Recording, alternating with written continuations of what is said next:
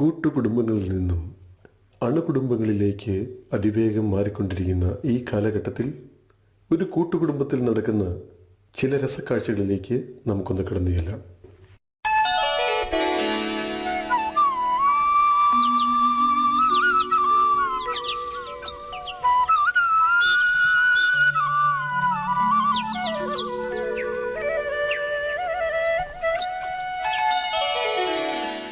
പ്രാർത്ഥിക്കാൻ സമയം ഒന്നും ഞാൻ കാണുന്നില്ലല്ലോ. എടി മറിയേ, ആടി കുരിശ് വരയ്ക്കാടി. ഞാൻ നാളെ കല്യാണത്തിന് പോകാനുള്ള സാരി ഒന്ന് തപ്പിക്കോട്ടെ. അപ്പോൾ ഒരു സാരി പ്രാന്ത്. എടാ കറിയേ, വാടാ കുരിശ് വരയ്ക്കാടാ. ചേട്ടാ, ഞാൻ അത്യാവശ്യമായിട്ട് ഫോണില്ല. ഞാനിപ്പോ അത് കഴിഞ്ഞ ഉടനെ പറയാം കേട്ടാ. രാവിലെ തൊട്ട് വൈകുന്നേരം വരെ ഇതും ചെരി വെച്ചോണ്ട് ഇരുപ്പ. അപ്പ വാ കുരിശ് വരയ്ക്കാം.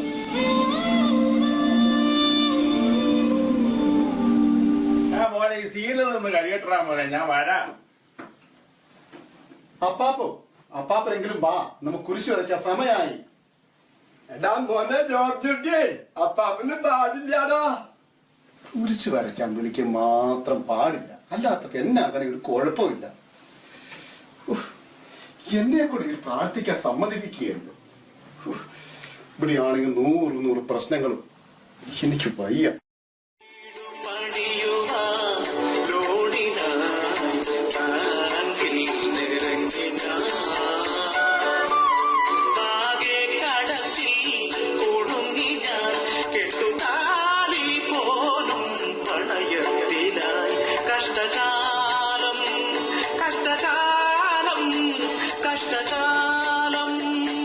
എന്റെ കർത്താവേ, എന്റെ കഷ്ടകാലം ഒന്ന് തീർന്നു കിട്ടിയാ മതിയായിരുന്നു. അയ്യോ എന്റെ കർത്താവേ, ഞാനിനി എന്നാ ചെയ്യേ? എടി മറിയക്കുട്ടിയെ എന്നാ പറ്റിയടി? ചുട്ടിപ്പിടിച്ച് വാങ്ങിനാ, കാശ് മുടക്കി വാങ്ങിനാ, അയ്യോ ഈ സാരി കീറിപ്പോയി. കസവിന്റെ കറിയുള്ള സാരിയാ, പളപള തിളങ്ങണ സാരിയാ, അയ്യോ ഈ സാരി കീറിപ്പോയി. അച്ഛാ, നിനക്ക് താടി കീറിപ്പോയതുകൊണ്ട് ഇവിടെ ബാക്കിയുള്ളവന്റെ കളസം കീറി തുടങ്ങി. നിനക്കും കൂടി അറിയാവുന്ന ഈ വീടിന്റെ അവസ്ഥ. ഓ എന്നാ അവസ്ഥയാ? വാടക വീട്ടിലല്ലോ മമ പൊറുതി, അതിൽ കണ്ടപാട് ദുരിതവും എനിക്ക് സ്വന്തം. എങ്ങനെ കിടക്കും ഞാൻ, കിടന്നകനുറങ്ങും ഞാൻ, എങ്ങനെ കിടക്കും ഞാൻ, കിടന്നകനുറങ്ങും ഞാൻ. രാത്രിയെ കഴിച്ചു കൂട്ടും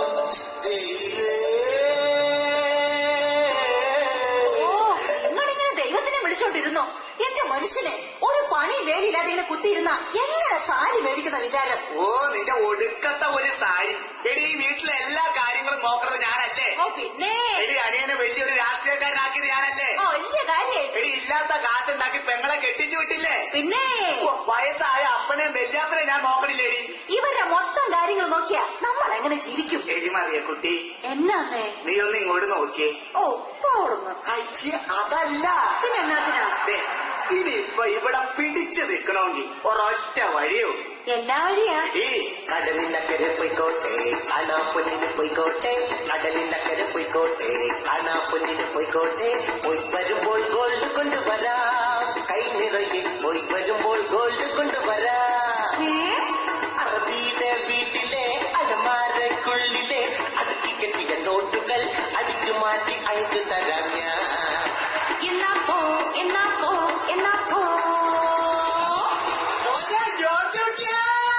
ഓ ദേവൻ, അടുത്ത കഷ്ടകാലം.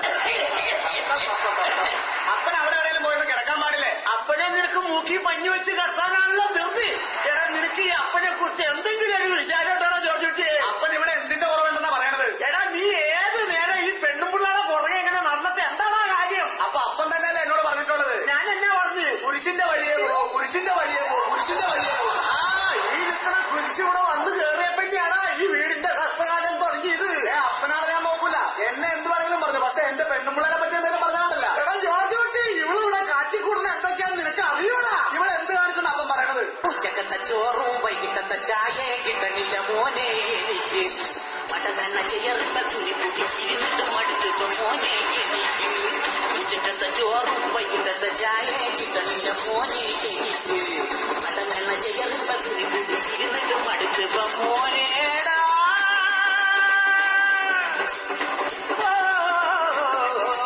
അയ്യോ അയ്യോ എന്നെ തല്ലിക്കൊന്നേ. എന്റെ കർത്താവേ, എനിക്ക് നിങ്ങളുടെ ഇടയിൽ നിന്ന് എങ്ങനെയെങ്കിലും ഒന്ന് രക്ഷപ്പെട്ടാ മതി. പാപ്പന് പാടില്ലടാ, പാപ്പന് പാടില്ല. അടുത്ത അർത്ഥകാലം. അപ്പാ അപ്പനെ അപ്പന്റെ അപ്പനോടൊന്ന് പറയാൻ പാടില്ല എവിടെയെങ്കിലും പോയി കിടക്കാനായിട്ട്. എടാ ഞാൻ അപ്പനോട് പറഞ്ഞ അപ്പൻ കേൾക്കൂലാടാ. ഓ വെല്ലിപ്പൻ എന്തിനാ കരയണത്? വെല്ലിപ്പന് പാടില്ലടാ മോനെ ജോർജൂട്ടി, ആ കുഴമ്പെടുത്തിട്ട് തിരുമിത്താത്തടാ. അയ്യോ മുതുകിൽ പിടിച്ച് പതക്കെ തിരുമടാ മോനെ ജോർജൂട്ടി, ആ കുഴമ്പെടുത്തിട്ട് പതക്കെ തിരുമടാ.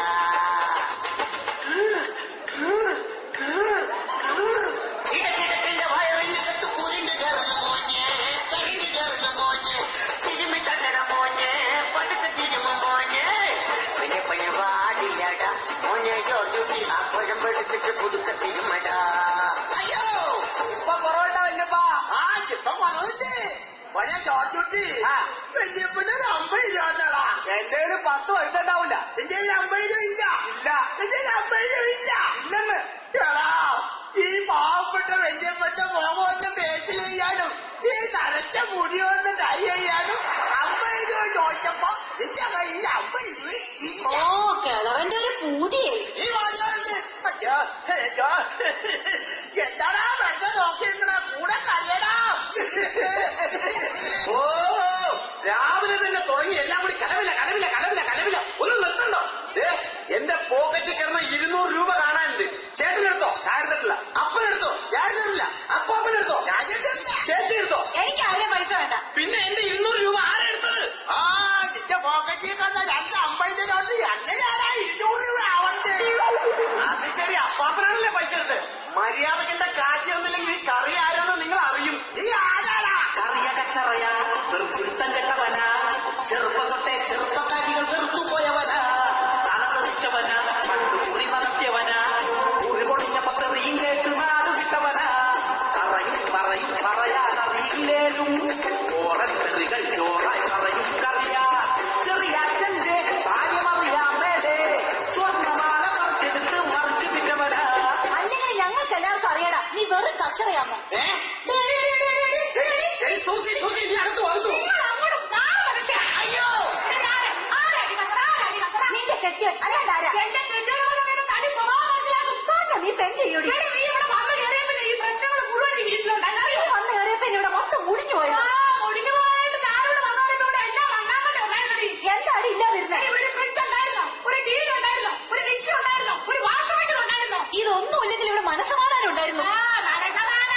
നോക്കി നിൽക്കാതെ താഴെ ഇരിക്കണേ ഇരിക്കണേ. പിണ്ടാതിരിയടിയേ, ഒന്ന് ചുമ്മാതിരിയടിയേ. ഈ ചേച്ചിയുമായിട്ട് അങ്ങനെ ഇങ്ങനെ ഒന്ന് പറഞ്ഞ് രണ്ടു പറഞ്ഞ് തമ്മിൽ തല്ലി തലകീറല്ലേ നീ. നാട്ടുകാരെ വെളിയിൽ നിന്ന് കെട്ടിച്ചിരിക്കുന്നേ. ചേച്ചി കുരിശല്ലേ, വാരപണിയല്ലേ, തമ്മിത്തല്ല് പതിവല്ലേ. ചേച്ചി കുരിശല്ലേ, വാരപണിയല്ലേ, തമ്മിത്തല്ല് പതിവല്ലേ.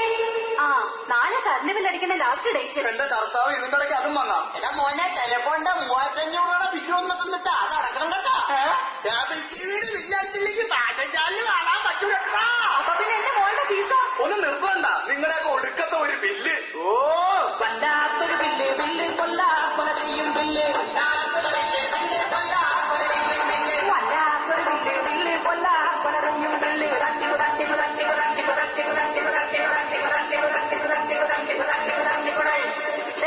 നിങ്ങൾ ബില്ല് അടച്ചാലും കൊള്ളാം, അടച്ചില്ലെങ്കിലും കൊള്ളാം. എനിക്ക് ഞാൻ പറഞ്ഞ സാരി വാങ്ങി തരണം. കൊല്ലുന്ന ആ സാരി മേടിക്കാൻ എനിക്ക് ജീൻസ് ടീഷർട്ട് എന്തായാലും മേടിക്കണം. അതെ അപ്പാപ്പന്റെ തൈയുടെ കാര്യം എന്തായി? അയ്യടാ തയ്യാറായ മുതുക്കളവനാ ഇനിയിപ്പൊ ഹെയർ ഡേ. ഡൈയും തീയും ഒന്നും മേടിക്കണ്ട. നീ എനിക്കൊരു ഷൂസും ഒരു ബർമുട ഒരു തൊപ്പിയും മതി. ഡൈ മേടിച്ചില്ലെങ്കിൽ ഞാനിപ്പോ ചട്ടുപോവേ.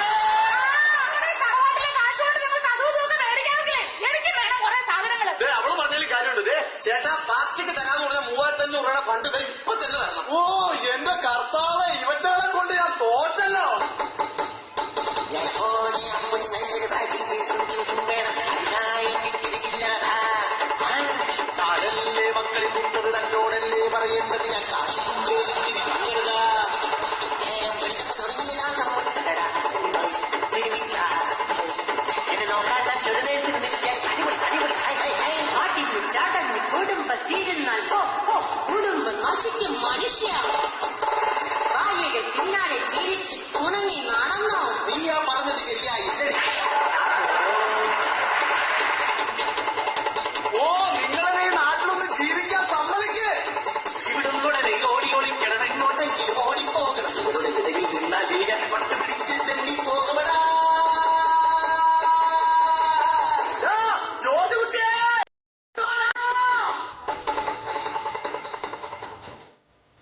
എടാ മോനെ ജോർജുട്ടി, നീ ഒരു വഴിക്ക് പോകണ്ടടാ.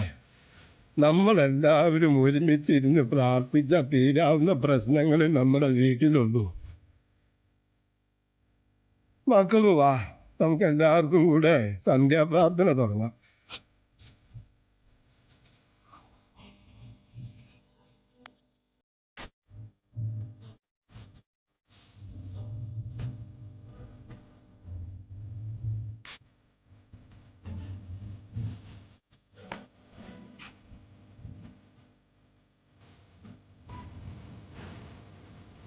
സ്നേഹം കൊണ്ടൊരു വീട് പണിയാ, ദൈവസ്നേഹം കൊണ്ടൊരു വീട് പണിയാ.